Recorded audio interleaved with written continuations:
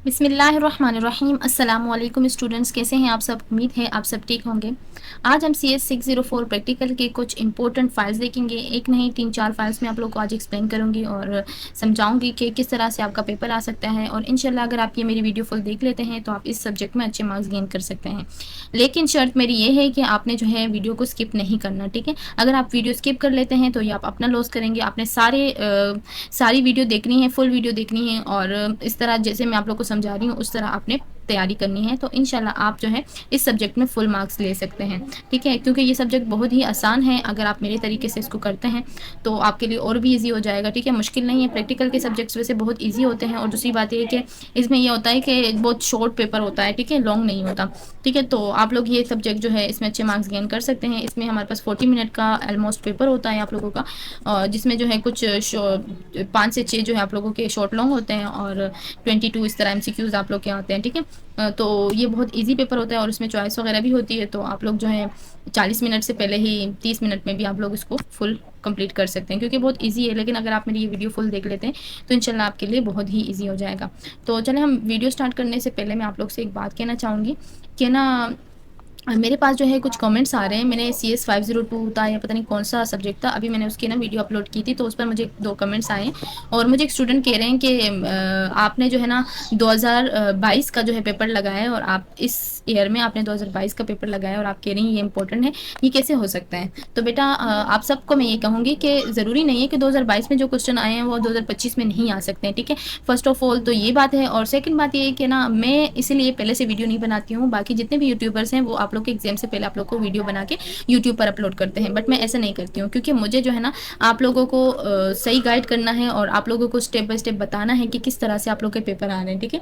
तो ये कि मैं जो है ना पहले स्टूडेंट्स का देखती हूँ, सब स्टूडेंट्स पेपर देकर आ जाते हैं, उनके रिव्यूज़ देखती हूँ, उनके फीडबैक देखती हूँ, उसके बाद जाकर मैं जो है कोई फाइल उठा के आप लोग को एक्सप्लेन करती हूँ। ऐसे ही नहीं कि मैं कोई भी फाइल देख लूँ कि हाँ बस किसी ने बोल दिया कि इंपॉर्टेंट है और मैं उठा के वो आप लोग को एक्सप्लेन कर दूँ और पेपर से पहले। मैं ऐसा नहीं करती हूँ। देखो अभी पेपर्स चल रहे हैं और आज मैं आप लोग के लिए वीडियो बना रही हूँ, तो मेरा मकसद ये होता है कि जो मोस्ट इंपॉर्टेंट फाइल्स हैं उनको मैं अपलोड करती हूँ। और आप लोग देख सकते हैं मेरे यूट्यूब पर काफ़ी लोगों ने मुझे कमेंट्स किए हैं कि आपके जो आप पेपर हम एक्सप्लेन करके देती हैं उसी में से हमारा सारा पेपर आता है। तो इसीलिए मैं जो है ना पेपर से पहले कभी भी फाइल अपलोड नहीं करती यूट्यूब पर। मैं उस पहले जो है ना देखती हूँ कि ये इंपॉर्टेंट है, बच्चों के आ रहे हैं, उनके रिव्यूज़ वगैरह चेक करके उसके बाद जो है जाके मैं कोई फाइल उठा के वो एक्सप्लेन करती हूँ। अभी मैंने CS 604P के एक फाइल जो है ना इससे पहले सेमेस्टर में लगाई थी, जिसमें सब बच्चों का उसमें से पेपर आ गया था और बहुत अच्छा हुआ था और सब बच्चों ने मुझे कमेंट्स अच्छे अच्छे किए हैं कि आपका पेपर, आपके फाइल्स में से हमारा पेपर आया है, बहुत अच्छा हुआ है। तो इसी वजह से मैं अब आप लोग के लिए दोबारा CS 604P के मोस्ट इंपॉर्टेंट लेकर आई हूँ। लेकिन वो फाइल जो है जो मैंने आप लोग को समझाई थी वो मैं आप लोग को दिखा देती हूँ। ये वाली फाइल थी,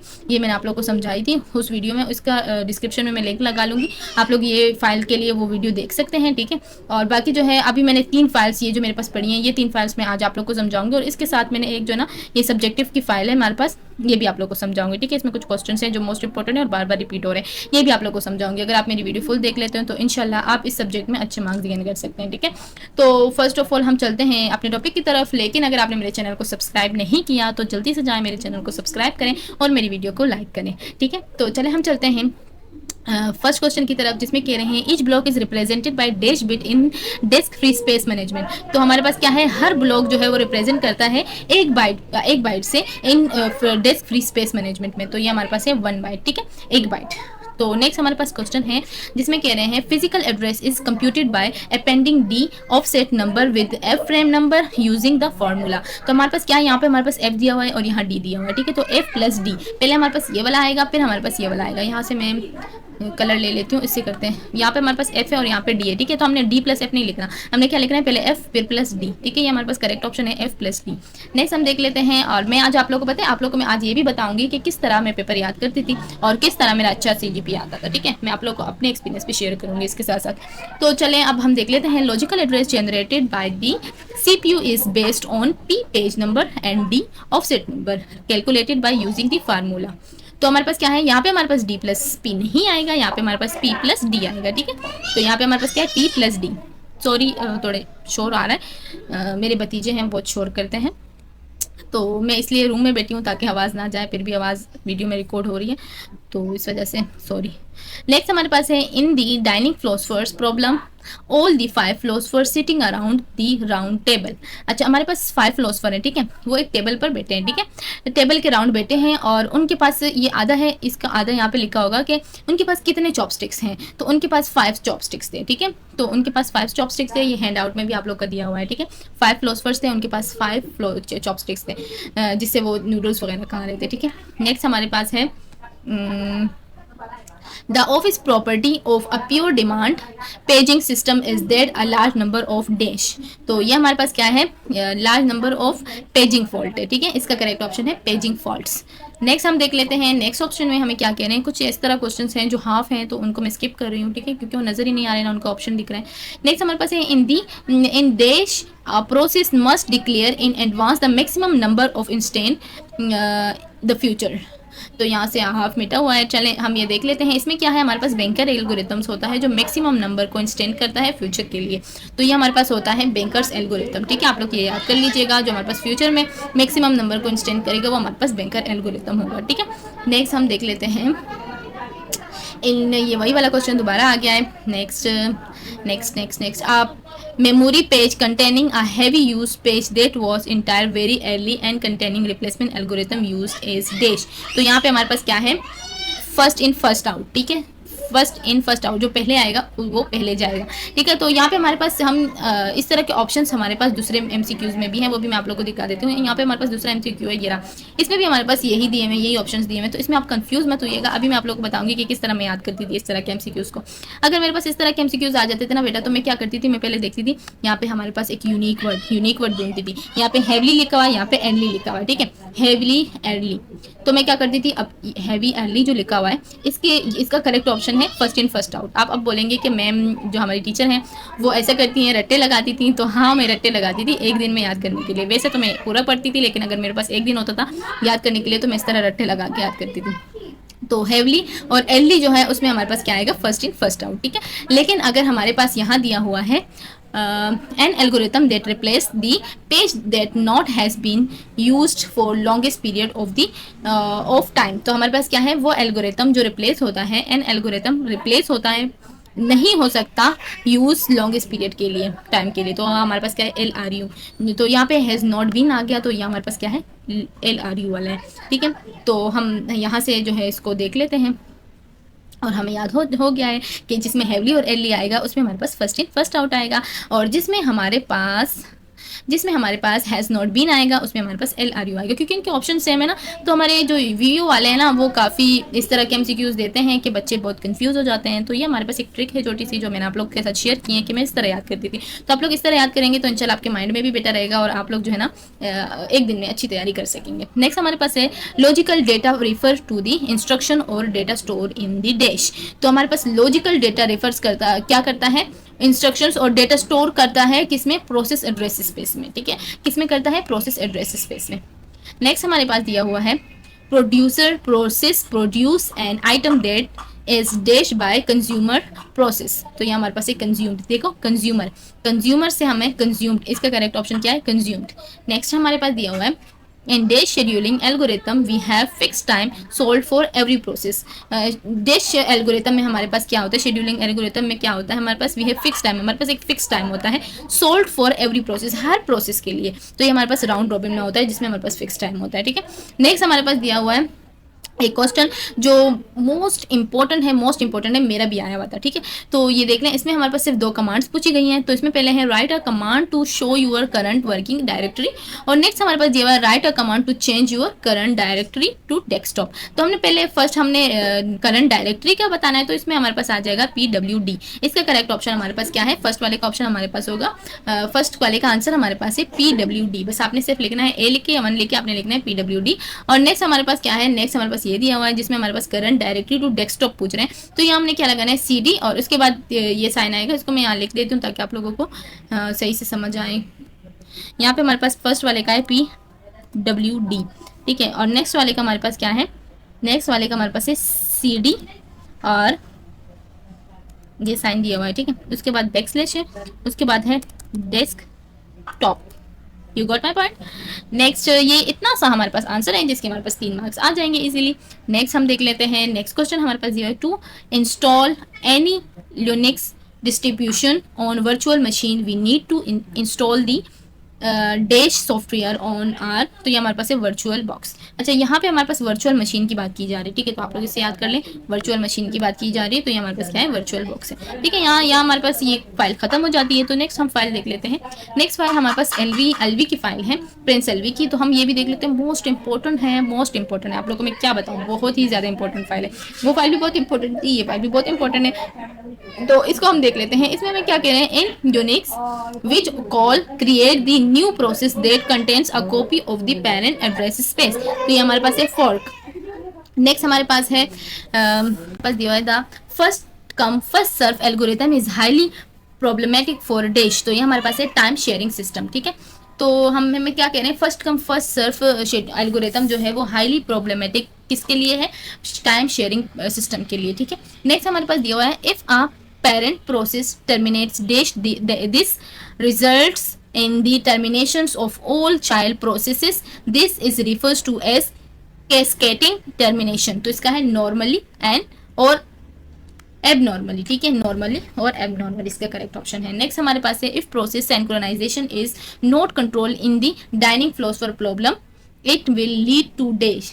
तो इसका है डेडलॉक और स्टर्विंग। अच्छा, आपने ये याद रखना है कि डेडलॉक एंड स्टर्विंग और डेडलॉक और स्टर्विंग, इनमें से आप लोगों ने डिफरेंस देखना है कि हमारे पास और आएगा, इसमें एंड नहीं आएगा। ये हमारे पास डेडलॉक होगा या हमारे पास स्टर्विंग होगा। इन मतलब ये पूछ रहे हैं कि अगर हमारे पास प्रोसेस सिंक्रोनाइजेशन नहीं कंट्रोल कर सकता इन the dining philosophers problem, तो हमारे पास क्या होगा, इट विल लीड टू। तो हम क्या करेंगे, लीड कौन करेगा, डेडलॉक करेगा, या और का मतलब क्या है, या स्टार्विंग करेगा, स्टार्वेशन करेगा, सॉरी स्टार्वेशन है, ठीक है। डेडलॉक और स्टार्वेशन इन दोनों में से एक करेगा, ठीक है। नेक्स्ट हमारे पास है, which of the following algorithm is use to avoid deadlock. तो हम कौन सा है जो जिससे हम यूज कर सकते हैं अवॉइड डेडलॉक के लिए, तो ये हमारे पास है बैंकर्स एल्गोरिथम, ठीक है। ये हमारे पास क्या है, बैंकर्स एल्गोरिथम। नेक्स्ट हमारे पास दिया हुआ है, address generated by CPU is refer as. तो ये हमारे पास है लॉजिकल एड्रेस, ठीक है, इसका करेक्ट ऑप्शन है लॉजिकल एड्रेस। नेक्स्ट हमारे पास दिया हुआ है, the instruction being executed must be in dash. तो ये हमारे पास है फिजिकल मेमोरी, ठीक है। नेक्स्ट हमारे पास दिया हुआ है, when the CPU attempts to obtain needed page exists in main memory RAM it is refers to as तो ये हमारे पास है पेज हिट, ठीक है, इसका करेक्ट ऑप्शन क्या है, पेज हिट। नेक्स्ट हमारे पास दिया है, producer consumer problem also known as. तो ये हमारे पास कौन सी प्रॉब्लम होती है, ये बाउंडेड बफर प्रॉब्लम होती है। कौन सी प्रॉब्लम होती है, बाउंडेड बफर, ठीक है। नेक्स्ट हमारे पास है, which of the following page replacement algorithm suffers from Belady anomaly. तो ये हमारे पास होता है बहुत ऑप्टिमल रिप्लेसमेंट एंड फीफो, ये इसमें ये दोनों है, ठीक है। तो इसके बाद हमारे पास है, LRU page replacement algorithm associates with each page dash. तो ये हमारे पास है the time of that page last use, ठीक है। Virtual memory is normally implement by dash. तो ये हमारे पास क्या है, वर्चुअल मेमोरी नॉर्मली इम्प्लीमेंट क्या किसने की है, डिमांड पेजिंग के लिए, ठीक है। नेक्स्ट हमारे पास है, in inter-process communication using pipe the dash system call is used to create pipe between parent and child process। तो ये हमारे पास है पाइप, इसका करेक्ट ऑप्शन क्या है, पाइप, ठीक है। तो नेक्स्ट हमारे पास दिया हुआ है, in Linux terminal window dash command is use to compile the C program sorry. तो ये हमारे पास है GCC, ठीक है। नेक्स्ट हमारे पास दिया हुआ है, in first come first serve scheduling the turn around time for each process can be calculated as dash. तो यहाँ पे हमारे पास जो दिया हुआ है, ये turn around time is equal to waiting time plus burst time. अच्छा, तो यहाँ पे भी इस तरह MCQs है और यहाँ पर भी इस तरह MCQs है। तो हमने क्या करना है, हमने इसको कैसे देखना है, अगर हमारे पास ये आ गया तो हमने क्या कौन सा ऑप्शन लिखना है, क्योंकि ऑप्शन इसमें भी सेम है, जैसे पिछली फाइल में थे ना, इसमें भी उस तरह सेम है। तो हमने क्या देखना है, अगर हमारे पास फर्स्ट कम फर्स्ट सर्व की बात की जाएगी तो उसमें हमारे पास प्लस आएगा, ठीक है। अगर हमारे पास राउंड रॉबिन की बात की जाएगी तो वहाँ हमारे पास माइनस आएगा। बस आपने इतना सा डिफरेंस याद करना है, आपको 2 MCQs याद हो गए। चलें अब हम देख लेते हैं ये वाला, in round robin scheduling algorithm we have equal dash each process. तो ये हमारे पास है टाइम स्लाइस, ठीक है। नेक्स्ट हमारे पास दिया हुआ है, in dining philosopher problem continuous waiting for the fork by the philosopher will lead to dash situation. तो ये हमारे पास है डेडलॉक। नेक्स्ट हमारे पास है, in dash when process enter the prop system it must declare the maximum number of each resource type that it may need। तो ये हमारे पास है डेडलॉक अवॉइडेंस, ठीक है। नेक्स्ट हमारे पास दिया हुआ है in banker algorithm data structure dash represents the that process P M can request maximum P instant for source type R N. तो ये हमारे पास है max N M is equal to P, ठीक है। आपने देखना है कि मैक्स एन एम है, ठीक है। ये एक ही जैसे एमसीक्यू दिए हैं तो एन पहले आ रहा है फिर एम आ रहा है, ये आपने देख लेना है, ठीक है। नेक्स्ट हमारे पास दिया हुआ है in Unix terminal window dash command is use to print the path of current working directory. अच्छा, ये वाले एमसीक्यू जो है ना, ये आपके पास क्वेश्चन में भी आए थे, पिछले मैंने फाइल में देखी थी पीडब्ल्यूडी वाला क्वेश्चन जो आपका आया था शॉर्ट में, उसमें भी आया था। चलें, आपका ये क्वेश्चन जो है आपका एमसीक्यूज में भी आ सकता है और आपका उसमें भी आ सकता है, शॉर्ट में भी आ सकता है, ठीक है। तो आपने क्या करना है, इसको जो है अच्छे से देख लेना है। सॉरी आपके पास यहाँ पे दिया हुआ है path of current working directory. तो path of current working directory हमारे पास पीडब्ल्यूडी होती है। और इसी तरह हमारे पास दूसरा दिया हुआ है जिसमें कह रहे हैं change your current directory to desktop. Current directory को चेंज करना है डेस्कटॉप पे, तो ये हमारे पास सीडी डेस्कटॉप है। तो यहाँ पे हमारे पास क्या आ रहा है, सीडी डेस्कटॉप, ठीक है। ये इसका करेक्ट ऑप्शन है। तो नेक्स्ट भी हमारे पास इसी की तरह ही है, लेकिन इसमें क्या कह रहे हैं, इसमें कह रहे हैं directory in the current working directory, new directory. इसमें हमारे पास न्यू डायरेक्टरी की बात की जा रही है, तो इसमें क्या आएगा, एम के डायर आएगा, ठीक है। यही है डिफरेंस है। और इसके ये तीन जो है ना, इसमें आप लोगों के क्वेश्चन भी आ सकते हैं। इन तीन एमसीक्यूज के आप लोग से जो है शॉर्ट में क्वेश्चन भी पूछ सकते हैं इसके, और ये आपके एमसीक्यू के लिए भी मोस्ट इंपॉर्टेंट है, ठीक है। यहाँ पे टिक लगा रही थी। चलें, अब हम देख लेते हैं क्वेश्चन नंबर 24। इसमें क्या कह रहे हैं, the address generated by CPU is refers to as the dash. तो ये हमारे पास है लॉजिकल एड्रेस, ठीक है। नेक्स्ट हम देख लेते हैं ये वाली जिसमें हमारे पास सब्जेक्टिव है, और इसमें जो है हमारे पास कुछ प्रोग्रामिंग दी हुई है। अगर आप लोग जो है एमसीक्यूज़ कर लेते हैं, ये शॉर्ट मतलब छोटा सा ये पेपर होता है, अगर आप इसके एमसीक्यूज़ भी अच्छे से कर लेते हैं तो आपके अच्छे मार्क्स आ जाते हैं। लेकिन अगर आप मज़ीद अच्छे मार्क्स लेना चाहते हैं तो आप जो है ना उसके लिए सब्जेक्टिव भी आपको करना चाहिए, ठीक है। तो सब्जेक्टिव करने के लिए आपको कुछ प्रोग्रामिंग्स याद होनी चाहिए, ठीक है। आप लोग प्रोग्रामिंग जो है ना कोर्स उसको याद करेंगे, तो आज हम वो देखेंगे, ठीक है। तो मेरे पास एक दूसरी फाइल है, पहले मैं आप लोग को ये दिखाती हूँ। इसमें से ज़रूर आते हैं 2 सवाल तो ज़रूर ही आएंगे, ठीक है। यहाँ पे हमारे पास कुछ क्वेश्चंस हैं जो मतलब बच्चों के आ चुके हैं, उसी के बेस पर जो है ना मैंने आप लोग के लिए सारी फाइल बनाई हुई है, ठीक।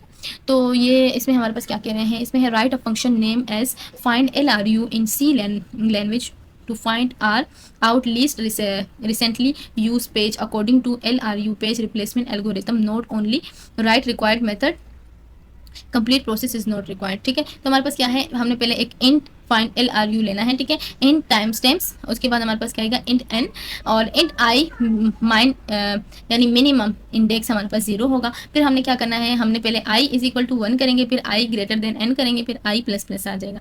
फिर हमारे पास इफ टाइम स्टैम्प्स हमारे पास i होगा या greater than time stamps min index होगा, तो हमारे पास क्या आएगा, min index is equal to i आएगा।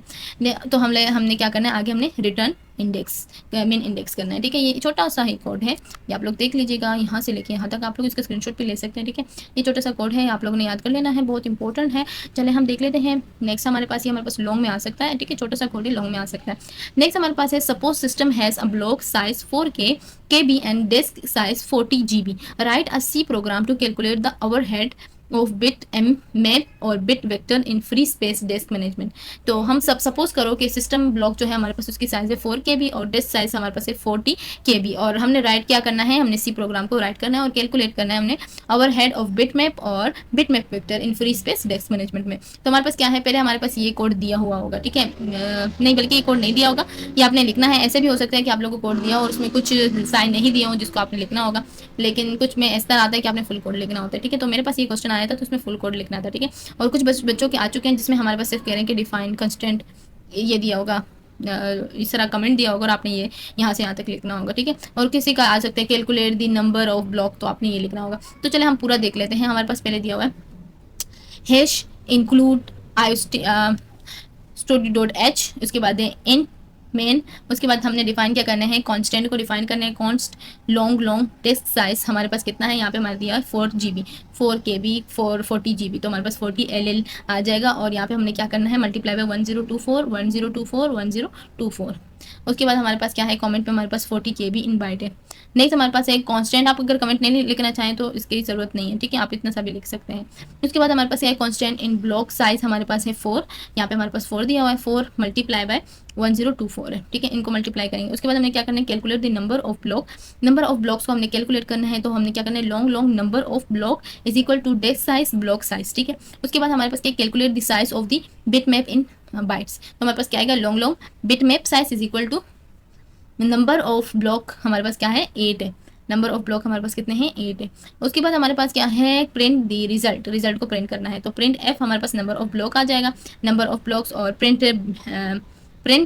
बिट मैप हमारे पास क्या आएगा, प्रिंट एफ है sorry bit map size in byte हमारे पास आ जाएगा बिट मैप साइज, और प्रिंट एफ हमारे पास आ जाएगा बिट मैप साइज इन के बी हमारे पास क्या है 1024 था, और यहाँ पे हमारे पास printf bit map size in M B हमारे पास कितना था 1024 मल्टीप्लाई बाय 1024, तो हमारे पास क्या आएगा रिटर्न 0, हमारे पास रिटर्न 0 कर देंगे। अच्छा ये जो है ना इतना सा आपका कोड है, आपने इसको एज इट इज़ याद कर लेना है, इसमें कोई रॉकेट साइंस नहीं है, बस आपने सिर्फ इसको याद करना है। आप लोगों को इसमें एक चीज़ बताती हूँ, इसमें आपने क्या करना है, जैसे हमारे पास C++ में हम करते हैं प्रिंट, हम कोई चीज़ करवाते हैं तो तो हम क्या करते हैं आउट या इन करते हैं, लेकिन यहाँ पे हमारे पास प्रिंट एफ आएगा, ठीक है, क्योंकि ये हमारे पास वो कोड नहीं है, C++ का कोड नहीं है, लेकिन उससे मिलता जुलता कोड है ये, ठीक है। तो उसके बाद हमारे पास क्या है producer consumer problem of synchronisation का सी प्रोग्राम लिखना था, ठीक है। तो हमारे पास ये प्रोड्यूसर है और ये कंज्यूमर है, इनका सी प्रोग्राम लिखना है, तो ये देखें ये इसका सी प्रोग्राम है, ठीक है, और ये कंज्यूमर का सी प्रोग्राम है, ये आपने लिखना था, ठीक है। बस यहाँ तक आपका ये जो है आपकी फ़ाइल है।